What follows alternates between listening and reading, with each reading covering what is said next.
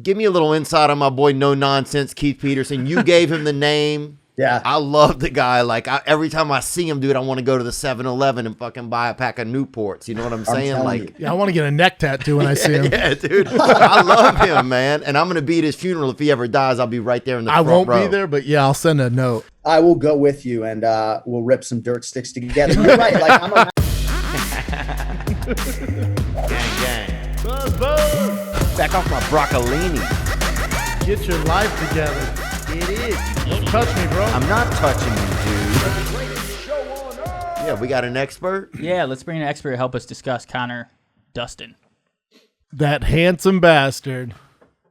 Oh, is it great to be with you, man? Is that a Blue Jays hat you're wearing? Yes, sir. That's sharp right there. Thanks, man. I'm not even a Blue Jays fan. I just like the hat and the color. No, you just appreciate good gear and good logos. God, you look good, man. What have you been doing? Moisturizing? What's going on here? No, I mean, I was outside. It is so goddamn hot here. I was outside a little bit today trying to get some sun because I'm wearing a fucking pink suit on television Saturday night, and it doesn't look good unless I'm like really dark. So that's where we're at. John Anik, baby, the tame panic right there himself, dude. Thanks for joining us, bruh. What an absolute pleasure to be with you guys, especially to talk to Theo during a Dustin Poirier fight week. And my man Schaub and I have been trying to get together and chop it up for like years. So this is true. I've been doing it with him for years. You ain't missing nothing. I'll tell you that. Okay? I'll tell you that. Dude, I'm so excited for this week. How are you feeling? What are you feeling going into this, man? It's a Conor fight week for you.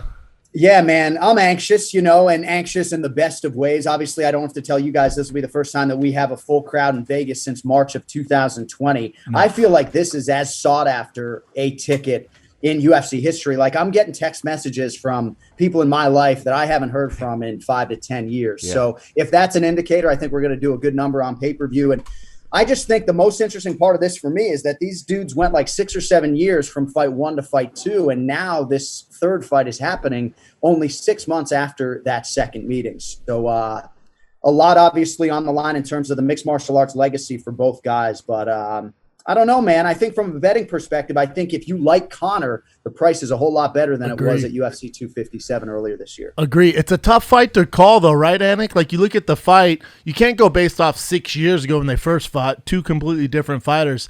And you can't really go based off that fight in January because, Conor's been focusing on boxing. Obviously, Poirier's been active. So it's not like I don't put too much into that fight either. So this one is like, to me, is whoever wins this one's like literally going to be the winner of this trilogy. Because I think Conor's more focused, Yeah, I think whoever wins this fight can lay claim to being the better fighter in this series. And Correct. For Dustin Poirier, I think his biggest advantage, and again, I could go so deep on the numbers, right? This dude has 11 UFC lightweight wins. Conor McGregor has 1 UFC lightweight win. It's absolutely crazy that we don't talk about Poirier as one of the all-time greats in this sport because he's never been an undisputed UFC champion. But he has had all of this MMA developmental time during his prime. He hasn't taken more than 6 or 8 weeks off throughout his entire career, juxtaposed against Conor McGregor, who has had major pockets of inactivity, not just in competition, but in training as well. So I just think my biggest takeaway is Poirier's confidence, right?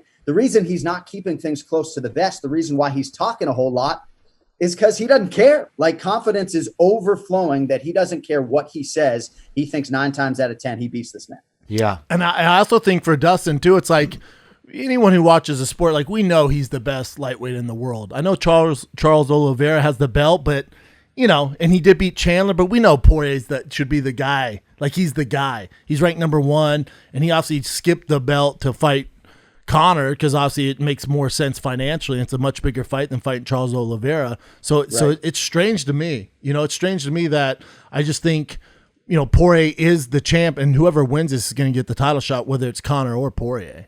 Yeah, I mean, I think we all see Dustin in some way as the uncrowned, undisputed UFC lightweight champion and certainly the number 1 contender. And if he gets through this test, obviously he'll get the title shot against Charles Oliveira. But it's just amazing the body of work for this man, what he has put on paper. And I look back to that Michael Johnson fight in Hidalgo, Texas in 2016, right? As he was starting his lightweight ascent, gets knocked out in a minute and then has to regroup, only lost since to Khabib Nurmagomedov. So Poirier's confidence is a factor. And I think for Conor McGregor too, there's a lot of benefit for him having gotten in there with Dustin so recently. He also did have some success in that first round. He didn't necessarily land the seminal blow. He won the round though. Dustin. He won that first round. He won the round. And I think part of Dustin's confidence, too, is that he got a takedown early. He did get hit a couple times, and he was able to fight through it. I mean, we've talked a lot about the cardio, as I'm sure you guys have. And again, I would defer to you guys as the experts, not me. But, I'm not sure if Conor McGregor, even if he puts in all the right work, is going to be as strong in rounds 4 and 5 as Poirier is. I just don't think physiologically he's made that way. Yeah. If as a betting man, you know, you and I like to bet, but if Conor gets this done, it's gonna be under 3. I think the over under is 2.5 rounds, and it's a minus 140. So if Conor wins, it's definitely gonna be in those first 2 rounds. I would say, this thing. If you're a Conor fan, this thing starts drifting in that 3rd round. Conor ain't winning this fight. He is just. That's his MO. What do we think he's going to change now? It's what he does. Do you guys, and you guys, I know you talked about the fights that Dustin had. You guys, you didn't even mention the ones. Dustin used to fight dudes in Lafayette in front of the police station, bro, because he knew they were both getting arrested. Hilarious. So he would meet them at the police station to fight right there because he's such a nice guy. He didn't want the cops to have to travel. Here's the thing to me on this. That's a true story. Yeah, I believe it. Great. Here's the thing to me on this fight. This fight to me is dictated on how much does Conor want it. Because Conor, he has more money than God. The proper whiskey sold. They reported 100 million. My sources say he's got way more money than that. Then he has all the money from the Floyd fight. And obviously he's making money from the UFC. So we know he has more money than God. To me, with Conor, it's like, are you willing to die in there? Because we know Dustin is. Dustin is a dog, man, and he doesn't get the respect he wants. So if Conor, if he can take it or leave it, he's gonna get beat up. But if he's doing it for legacy, I think we got a real fight on our hands. Yeah, I mean, again, I think those are good points. I feel like Conor McGregor, he's putting in the hours, but he doesn't sit down with us for a fighter meeting. Dustin Poirier coming up on his 26th UFC appearance, he's going to give us 25 minutes on Wednesday. So we'll get a great lens into what he's been doing. But I don't know, as I even call this fight, if Conor McGregor has brought in guys who can really challenge him in the striking realm. I have no doubt that he is putting in the time, but are these guys putting in the right work? And I think that question, at least for me, is unanswered. But let's be clear. I mean, he's back for MMA Legacy B, right? He's not going to enjoy his retirement nearly as much if he doesn't add an MMA scalp or two. It's great to be the first simultaneous 2-division champ in UFC history. It ain't great to be fucking 1-3 at 155 pounds in the UFC in the division that many people thought was going to be your wheelhouse. So if he loses this fight, maybe you do the Nate Diaz trilogy, but make no mistake about it. He is back for his legacy to try to prove that he can still hang with the elite mixed martial arts. Agree. And could there be anything more impressive as just from an outsider's perspective? Conor taking all this time off, right? Takes all this time off, not active, fights the number one, really the champ, the best and 155 eating food in Ireland. First of all, the food in Ireland, there's terrible. Not any chance of it's not helpful. Well, he flies deep dish out from Chicago. He's so rich. He's so rich, Man, bro. No. Even the healthiest cut of cod in it's Ireland not great. is very it's fatty. Not great. But dude, for him to be so inactive, that first fight was whatever, or the second fight was whatever. And if he does pull this off, it'd be by far the biggest accomplishment in mixed martial arts history. Yeah. To beat the number one guy in the world after being inactive like this. And that second fight, if you look at Conor's camp, dude, he was preparing for Manny Pacquiao. He had a fighter stance, heavy on the front foot. His entire camp was all boxing experts. And it's weird no one picked up on this from the get-go. So then now he knows he can't do that. I just think, we're going to get a different fight here. And listen, John, and you know this, I'm a Conor dick rider. Me and Theo are going to bet $1,000. It's just what I lost 1,000 last time, paid him in cash. Lost 1,000 last time, baby. But I love Conor. I like what he represents. I like that he shows these other fighters what's possible. Because if someone could be a third as successful as he is outside the octagon, dude, you're going sizzler. So these people need to learn from Conor and what he's doing. The better he does, it's the better for the fighters. Did you notice anything? Were you working their last fight, John? I don't remember. Do you notice any vibe difference about him when he came in this time as opposed to previous times? Like, was there any energy that was different? He hasn't seen him. Conor doesn't do those sit downs. But when he came into the ring, when he came into the the second fight into the venue, did you notice anything different about his energy or anything? Very much so. The whole week, Theo, honestly, right? He was late arriving to the arena on fight night, and I know that was when he fought Donald Cerrone at T-Mobile Arena, but we had that fast finish with Chandler and Hooker right beforehand, you may recall, and so the warm-up was sort of compromised a little bit. I mean, these can sound like excuses, but I will say on Fight Island, that place is so goddamn intoxicating. I can't even describe it, right? You feel like you're in a movie. And I think for the first time in Conor's career, as crazy as this may sound, he was just like happy to be there, just enjoying being a part of Fight Island, having his kids there. It's crazy to say that, but now I think he is much more tunneled in terms of his focus and his vision. I'm not saying it's going to produce the desired result. Like, you're not overstating it, Brendan, when you say to beat a 2021 version of Dustin Poirier is a hugely signature win. But I do believe that having a crowd, having a more normal fight atmosphere is going to pay dividends, not just for Conor McGregor. Having a crowd. That's a great point. Having a crowd. Like, there's not a fighter in me in the UFC who thrives off being a performer in front of a crowd than Conor McGregor. Yeah. Like, Dustin, like you said, he'll fight in front of a police station. He'll fight you in Theo's mom's backyard. He doesn't care. Right. But Conor loves a crowd. Like, he's a performer. Dustin's, so I think in the crowd. Dustin's in the third round in his head right now somewhere, no matter where he is. Dustin's always... He's just trying to get that third round. He's always in a fight, dude. Dustin will fight at his own wedding. Like, Dustin just... He just wants to fight, you know? Do you think that he adjusts anything? Like, I feel like, what could his adjustment be this time going into this fight? They made such a great adjustment last time coming in with those kicks.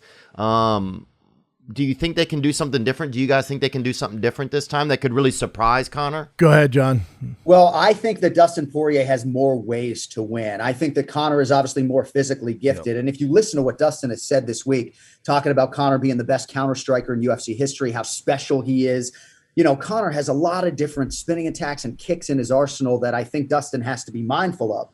But man, Dustin is so coachable. And to your point, Theo, he thrives chaos unlike any athlete on this roster. So I mean, they're going to prioritize the first few minutes in terms of risk mitigation the way they did in that second meeting. I wouldn't be surprised to see Poirier go for a takedown about a minute in, the same way he did in fight number 2. But I just think that you have to be so aware, borderline run clock if you're Poirier over those first 5 minutes, because again, once you get Conor to that stool after round 1, the advantages continue to start to swing the Poirier. He would fight the devil. You know, Dustin told me he would fight the devil one time if he knew where he lived at. Isn't that crazy? He told me that. It makes sense. And he told me not to tell anybody, and I shouldn't have said anything. But he said it. But and now it's out. I got to ask you this. Outside of that fight that Dustin will win in the third round, outside of that fight, give me a little insight on my boy No Nonsense Keith Peterson. You gave him the name. Yeah. I love the guy. Like, every time I see him, dude, I want to go to the 7-Eleven and fucking buy a pack of Newports. You know what I'm saying? Like, I want to get a neck tattoo when I see him. Yeah, dude. I love him, man. And I'm going to be at his funeral. If he ever dies, I'll be right there in the front row. I won't be there, but yeah, I'll send a note.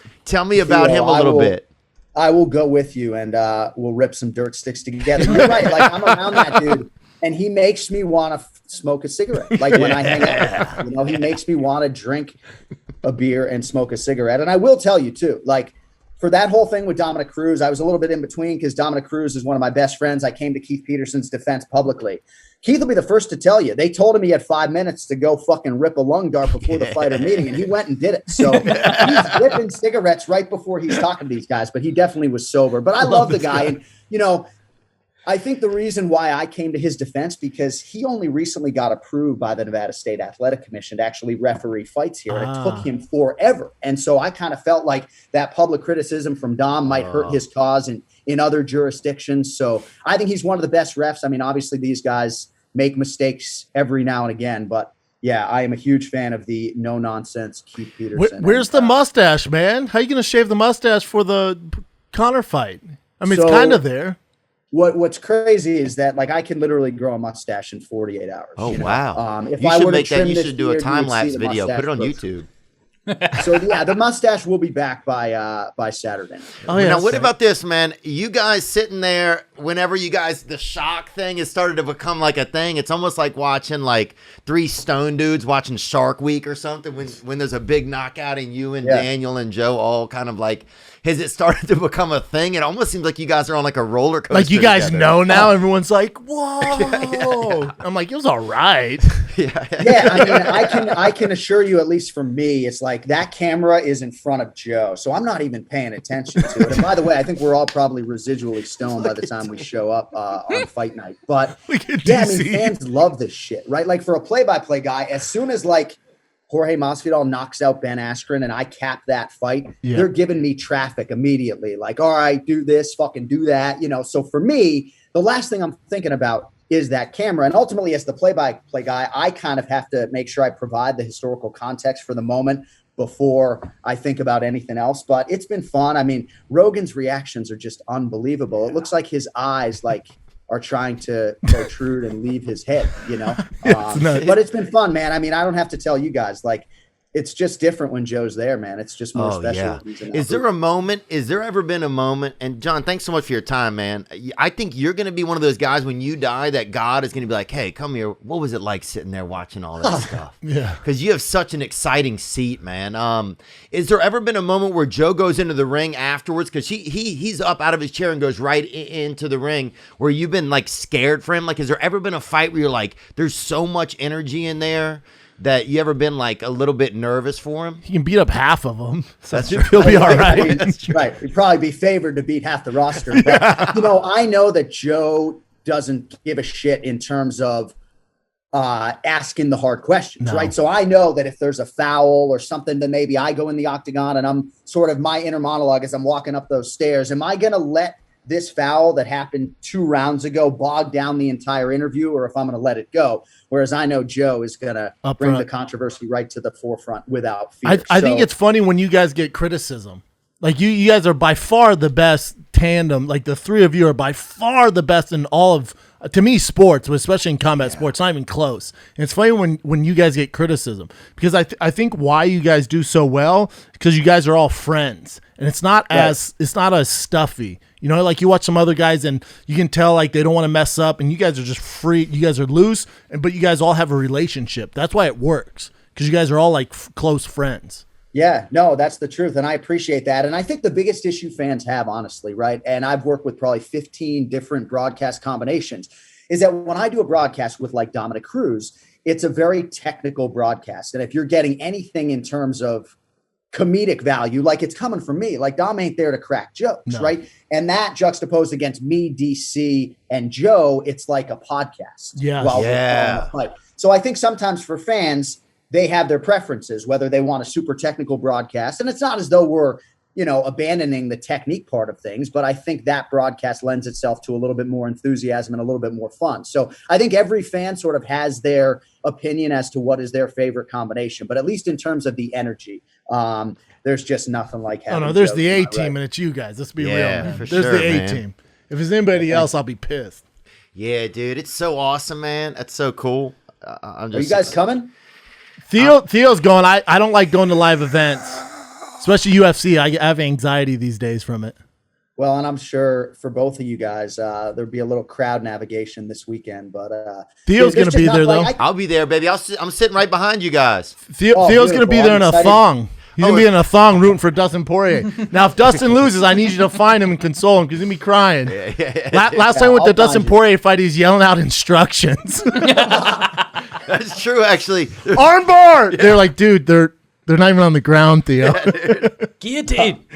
Rip his head off. I told Joe I would be on my best behavior this time, so he's letting me go back. But I'm fired up, dude. I'm going to be right behind you guys. If Dustin wins, one of y'all's getting molested, bro. I promise you that. Fucking jump me, man. I can't wait for it. But yeah, no, that'll be good to meet you in person and have you right behind us. And it's just so good having fans back in the building. Like I'm going back and watching film of UFC 258 for Gilbert Burns and Kamaru Usman. I know. It's like I'm doing this whole pay-per-view open in an empty UFC Apex with a 25-foot octagon. I know.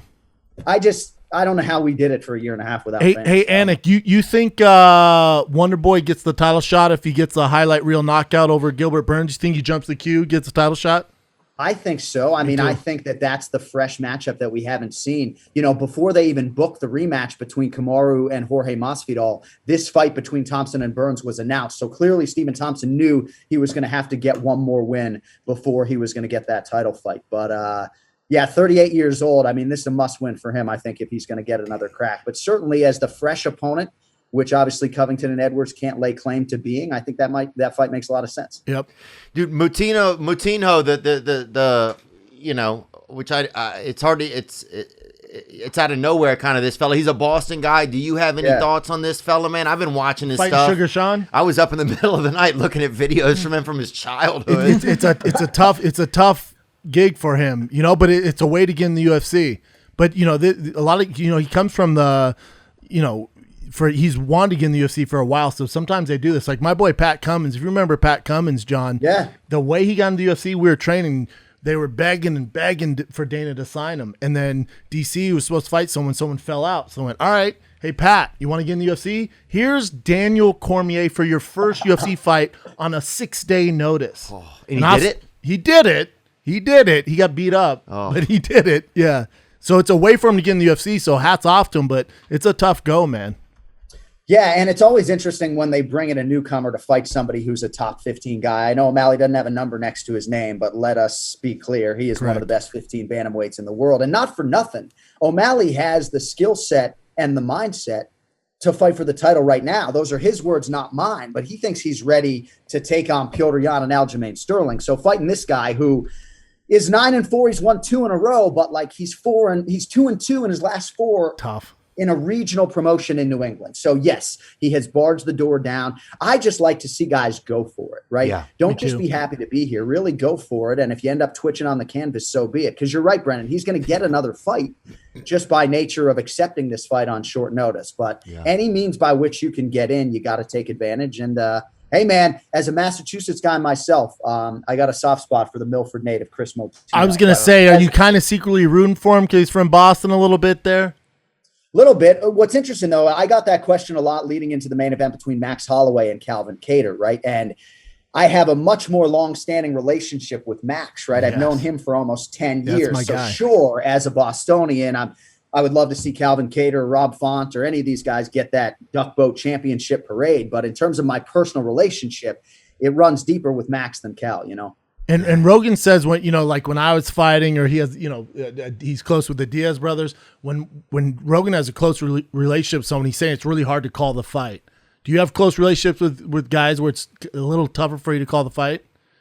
Yeah, I mean, I think the one advantage now is that I have relationships on both sides in almost every fight, in almost every matchup now, having done this for 10 years. There's either a coach who's my friend or a training partner. So it's hard, though. It's harder for me on the walks. Like when Dominic Cruz is walking out to the octagon, he's probably my best friend among my broadcast partners just because we've spent so much time together.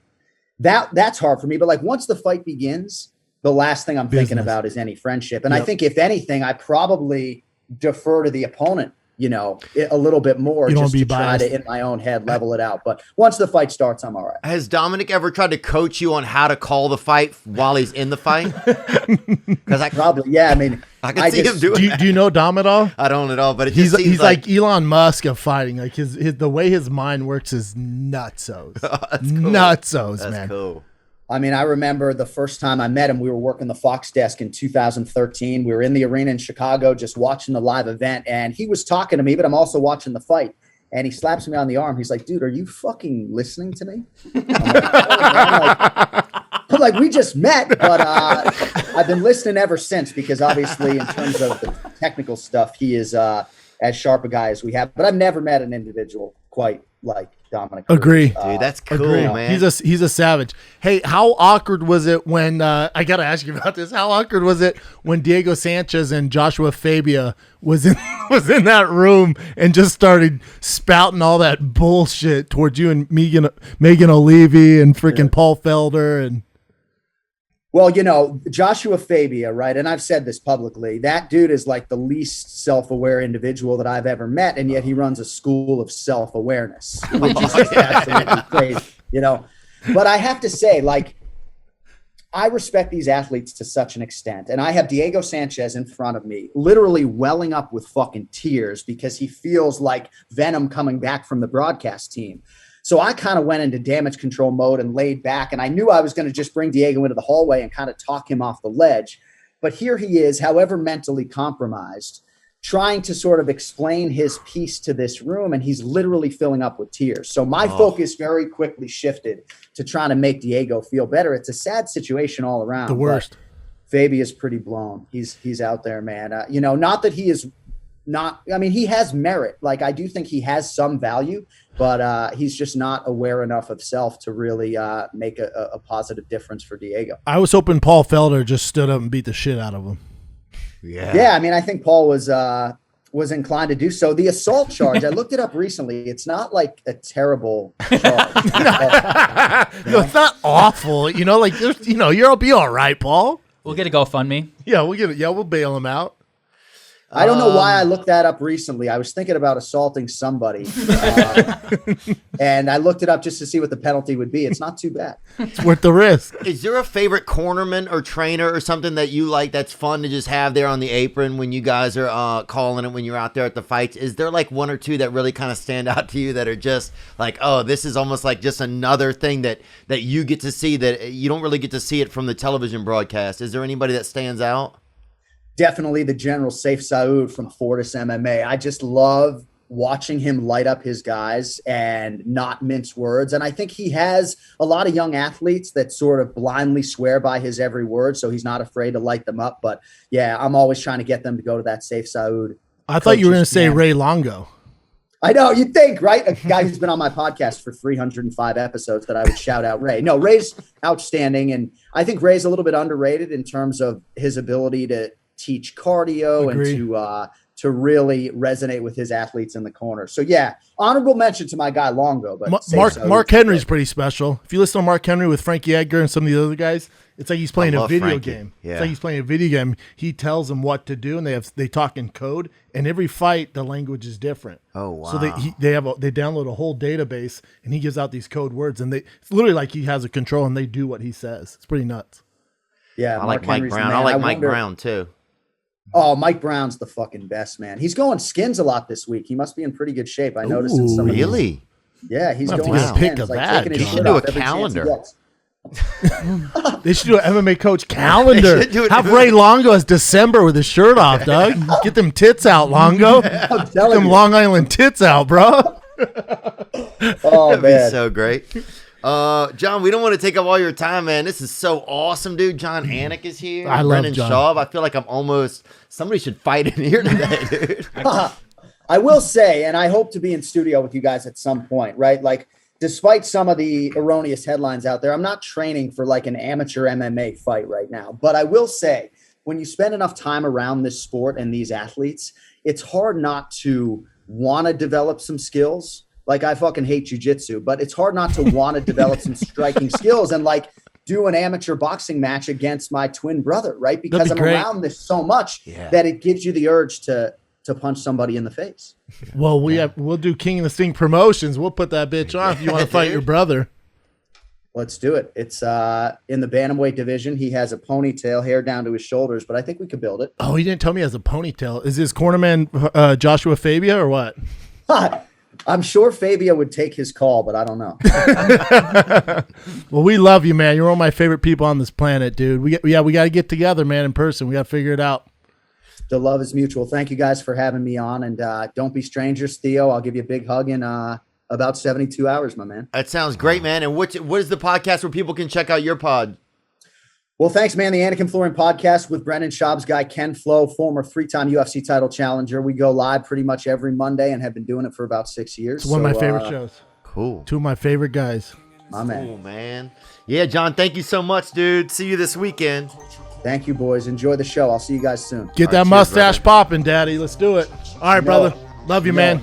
Hey, boys. Love you too. Brother. Brendan and Theo, fighter and weight. I gotta go in and go hard in the paint. I do do not think, I am in flow. Black Rifle Coffee, I'm ready to go. I need a sponsor, I am a monster. About to open up with this at my concerts. Flow is contagious, browser outrageous. Thicker than girls that are Instagram famous. Damn, hungry like I'm fresh off keto. Seeing red like Andrew Santino. Every song I hit like the great Bambino. Brennan ate the queso and the quesoritos. But everything's gonna be fine. Ay, hate on me, I do not mind. Ay, Theo looking like the type of dude that got a pack of matches in his pockets at all times. They sliding into my DMs.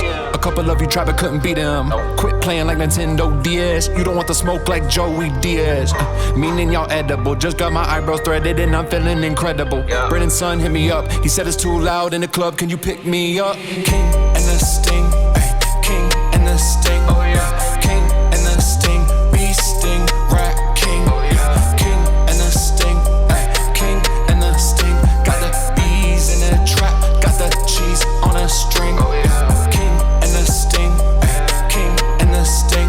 Yeah. King and the Sting. Beast Sting. Rat King. Ay, King and the Sting. Ay, King and the Sting. Got the bees in the trap. Got the cheese on a string. Oh yeah.